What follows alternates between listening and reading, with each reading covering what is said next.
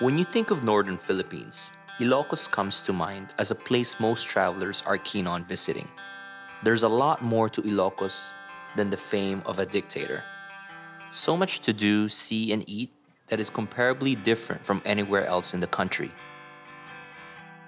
Just a direct 1 hour flight away from Manila or a 9 hour road trip, Lawag is the capital city and the gateway to everything the region has to offer. The roads and highways are well developed, so it feels easy to get to from place to place, even at such far distances. From Lawag, the coastal surf town Pagudpud is just 2 hours away by land. For once, the weather was on our side. Nothing but clear blue skies and that sunny summer feeling. I just couldn't wait to experience it all. Buhay dito, ano lang, simple lang. Buhay probinsya. Yung hangin kasi natin dito is fresh air eh. Unlike sa Manila na overpolluted na Talawag, sa Ilocos, sa province. Wala masyadong traffic, tsaka hindi crowded ang tao. Ilocano people, they're really, really nice. Like, I feel like I'm a part of them right now. They've brought me to some places and toured me around. So yeah, very, very, very nice people. Walang stress masyado dahil, di ba, beach, tapos marami kang tao nakikilala, yung mga locals, mabait. Saka sobrang relax ng buhay. Parang hindi ka natanda ka agad. Trinay ko rin lumayo rito. Nagtrabaho sa Manila, sa iba-ibang ano. Parang hinahatak pa rin ako pabalik. Kasi ang buhay namin dito parang simple lang pero masaya. Ilocos Norte is where you'll find the only desert in the whole Philippines. These dunes are spread out across 88 hectares through different towns. It's a scenic drive and not that barren wasteland you'd expect. There's life in this desert with local pine trees, weeds, and grasslands apart from the red, sandy dunes it's known for. Locals are proud that the original Mad Max and FPJ's Panday were filmed right here on location. We were greeted by blue skies and a whole lot of sand when we reached the Lawag City sand dunes. The landscape was massive with views overlooking both the city and the sea. Pag sumakay kasi kayo ng 4x4, depende rin po sa passenger yan. Sabihin lang sa driver na gusto nilang extreme, diyan kayo ikot ng driver na yung medyo mas mabilis. Meron kayong mga drop, yung devil's drop na tinatawag natin. Then may mga walling. Yung walling natin yung parang tatagilid ka. Yun yung pinaka-the best na experience natin dito. Pero safe naman yan.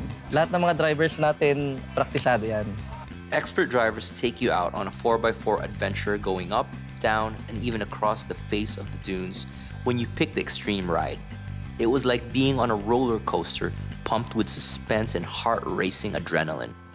So being here in the sand dunes is what a surprise. It's completely unexpected. I didn't know that I would have so much fun. I felt like a little kid again being on a roller coaster, but this time with no seat belts, you're standing up, you know, you're one with the machine. And then the driver, when he maneuvers the hills, it's so skillful. When you do the drop, it feels like surfing. Their track here is pretty cool. They build you up.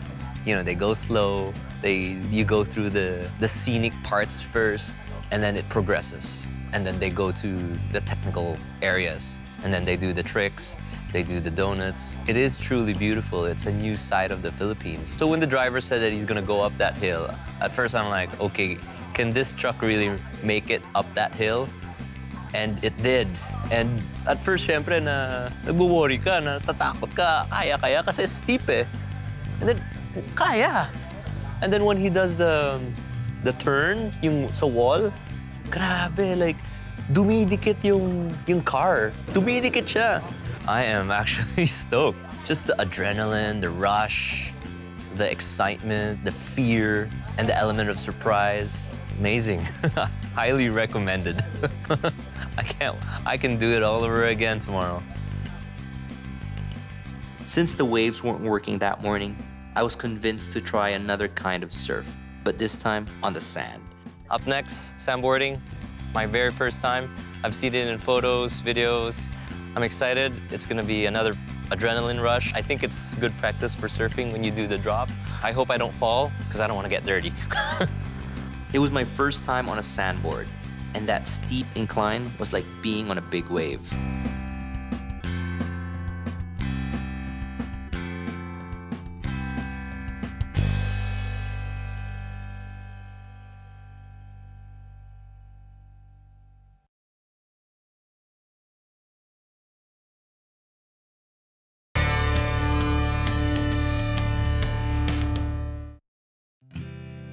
Ask anyone in Pagudpud where the best empanada is, and they'll only lead you to one spot along the main road.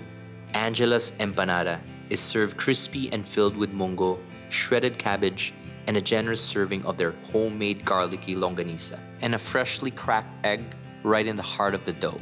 They suggest each bite should be paired with spicy sukang Ilocos and sweet ketchup.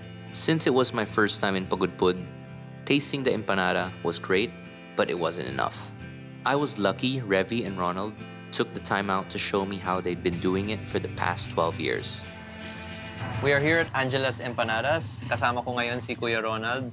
He will teach us how to make the proper Ilocano empanada. Kuya, ano yung difference ng empanada dito sa Pagudpud at sa Vigan? Ang Vigan po, sir, ang ginagamit po nilang vegetable papaya po. Dito po sa Pagudpud, sir, cabbage po. Cabbage. And napansin ko merong munggo or bean Yes, sir. sprouts. Yes, sir. Okay, sa wrapper naman, pareho na ba? Opo, sir. And then sa longganisa naman, iba ba yung lasa ng longganisa nila kumpara dito? Iba po, sir. Kasi kami pong gumagawa ng sarili namin yung ganisa, sir. Ah, kayo ba? Yes, sir. Ah, talaga? Okay. Itong Angela's Empanada, isa siya sa mga sikat na empanada dito sa Pagudpud. So, I am very curious how to make this. I've always seen this being made in front of me pero never learned how to make it. Sige, so ano yung unang step, Kuya? Ang unang step natin, sir, pag itong tubig, sir, na isalang na. Okay. Pag kumulo po siya, ilalagay po natin ngayon itong food color. Okay. And sir, Seasoning. Seasoning ginisa. Pagka na kumulo, haluin po para may kumalat yung sauce. Yan na, kumukulo na po. Tatakal po tayo ng isang baso na rice flour. Isang baso na rice Yes flour. po. Okay. Gaano karaming tubig yan? Bale, 2 cups, sir. 2 cups. Okay. So, 2:1. Yes, sir. Okay. Tagal na kayo gumagawa nito, Kuya? Bale, 12 years, sir. 12 years na. Sino nagturo sa inyo? Bale, mga magulang namin, sir.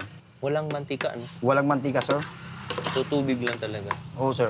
So, Kuya, sa mga ibang tindahan, iba-iba rin timpla nila Yes po. ng kanilang flour, no? Yes po. Saka yung iba, sir, gumagamit po sila ng glutinous.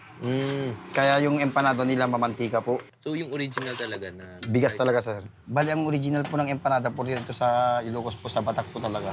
Nung una, wala pa siyang kulay, brown pa lang siya.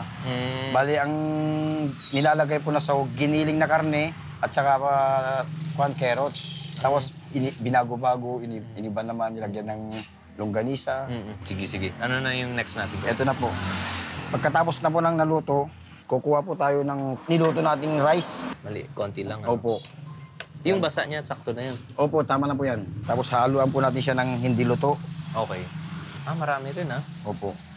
Hanggat hindi po siya tumitigas, mamasahin po natin. Ito talaga tansya, no? Oo, sir. Tansya yung... Control na lang po, sir. Kuya, dito sa inyo, bakit siya iba? Yung empanada ninyo? Ito pong empanada po kasi namin, sir, malasa po siya. Dahil sa longganisa. Kayo mismo gumagawa? Opo. Yung wrapper po, hindi siya matabang, hindi siya maalat. Ngayon, kamusta na yung masa niyo? Ito na, sir. Ready to make empanada na po. Paano mo alam, Kuya? Yan, sir. Matigas na po siya. Okay. So, ito na yung ating dough na binuo ni Kuya Ronald. Ngayon, yung wife niya naman na si Ate Revy ang magtuturo sa atin how to assemble and cook the dough. Ate Revy? Ganito po, sir. Isasawsaw po sa mantika para hindi po siya didikit sa plastic. Tapos i-spread po natin. Gano'n na kayo katagal natin gumagawa nito? 20 years na po. Doon ba kayo nagkakilala ng asawa niyo? Opo. Ito na po. Ganito na po siya kanipis. Okay. Ito po yung mix niya. Meron po siyang munggo, cabbage. Tapos meron po siyang isang buong longganisa. Isang buong longganisa. Opo. Pwede pa mo. And then one fresh egg. Ito na po yung finished product po natin. Piprito na po natin. Pwede pa try? Okay po.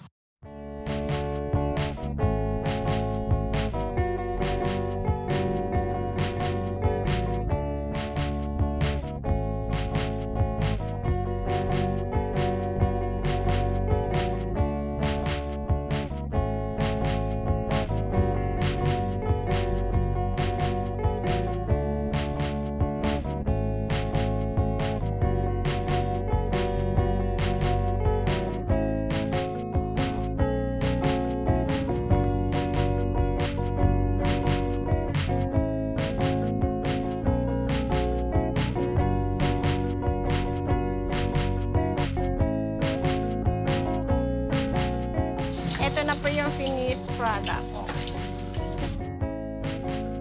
Na-check na sa bucket list ko yung paggagawa ng empanada. Very fulfilling. Salamat sa pag-share ng knowledge ninyo sa amin.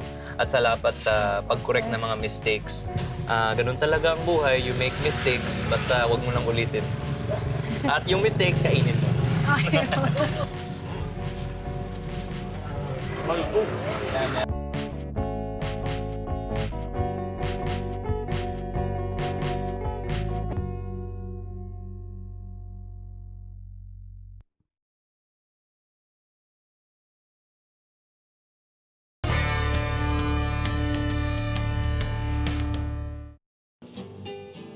Since the market options in Pagudpud were small, few, and spread out, our host Luigi suggested we head over to the capital to stock up for our breakfast cookout.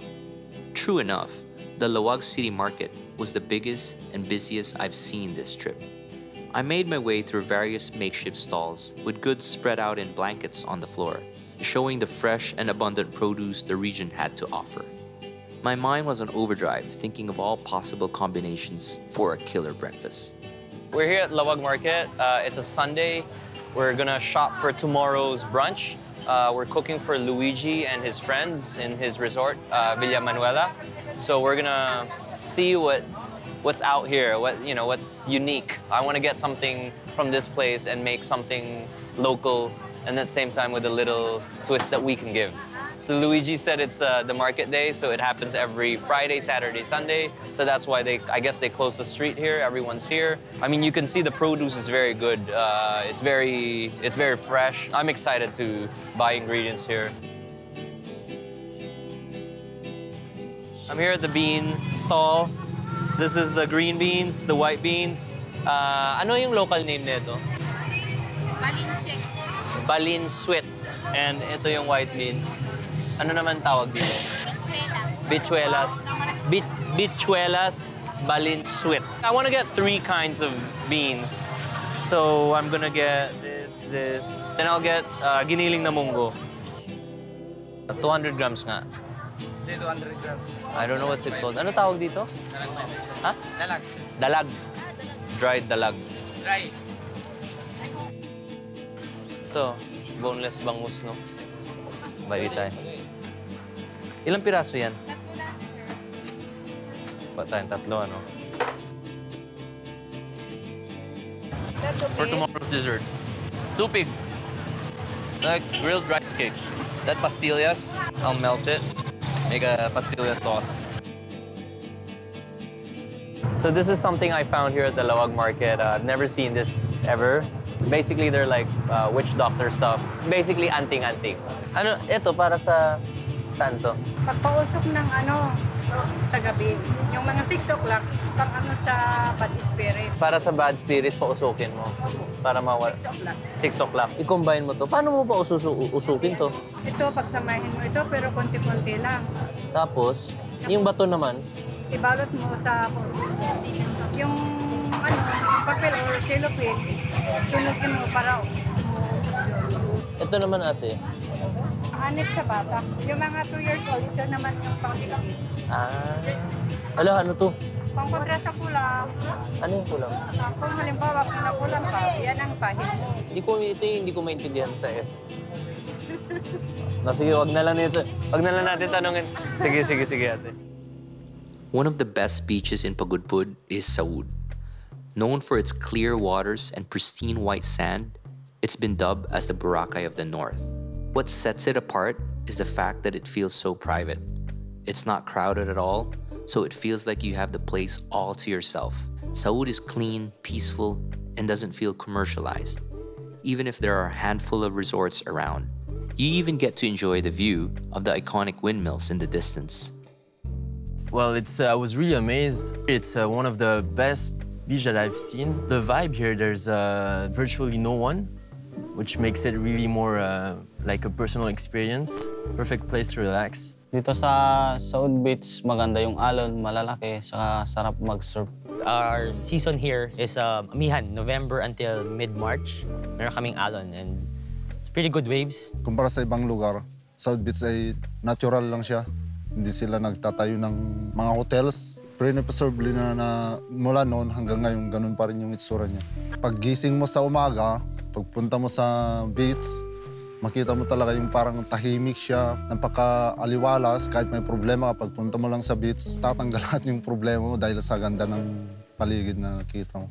Kasi dito sa Saud, mas kitang-kita naman, mas blue yung tubig, yung sand, ivory, mas pure. Hindi ganoon ka-commercialize, mas maraming puno ng buko.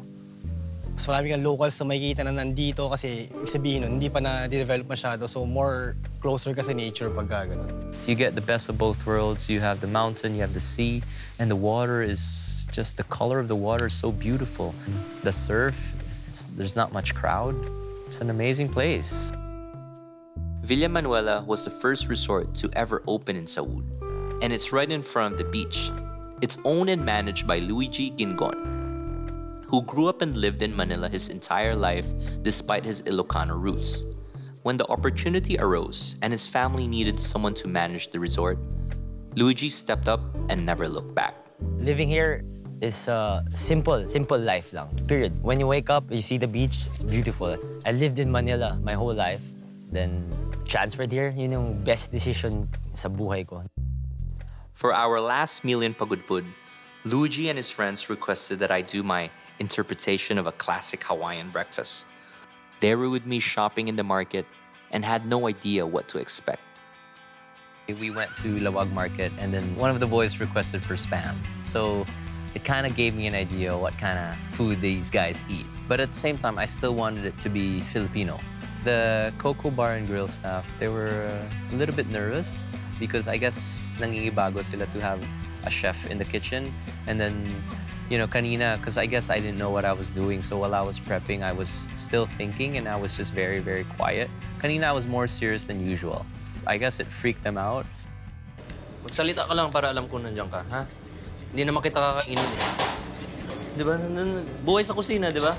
Eto, tibay oh. Walang hindi naapektuhan. Kung wala kang gagawin, linis ka lang na linis. Tatayo ka. Mas maganda. Kasi para may silbi ka sa kusina. Una po kaming sumalang sa kusina. Ang akala ko po ay mainiting tao. Pero sa awa ng Diyos, kaninang nagluto kami, masaya naman po pala siyang kasama. Tapos, ang maganda po, sinasabi na yung complete procedure po ng kanyang niluluto. Well, that's just how I am. You know, and that's also how I work. I'm very quiet. I think it was a very good experience for them. I think it's sort of like a little nudge that we need every now and then.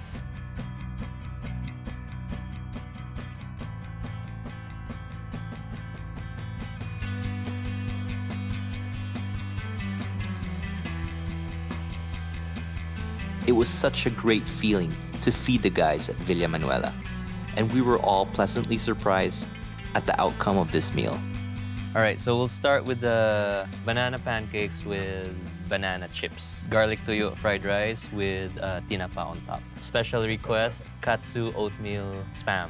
This is our interpretation of the poki poki. So it's basically scrambled eggs with grilled eggplant and cheese. So this is the dried fish with dried mango palm sugar syrup. And for the dilis, we added sampalok sugar glaze. So we have here an Ilocos longanisa pork and beans. So the longanisa is on the salty side, and then the pork and beans, we mixed it with some mungo and white beans. And the dessert is crispy tupig wrapped in the lumpia wrapper with a cocoa jam syrup. All right, attack. Yeah. All right. So yeah, we had brunch with Chef JP, and I was really, really amazed with the food. He made like some local dishes that had another dimension because he added some sweet sauce with the dried fish. Was just amazing. Sobrang magical nung nangyari kasi, di ba, ordinary food lang yon yung mga minarket namin sa Lawag. Tapos biglang naging gano'n, nakakagulat. Sabay ibang klase ng ginawa niya. Sobrang sarap lahat. Parang hindi ko na-expect na gano'n.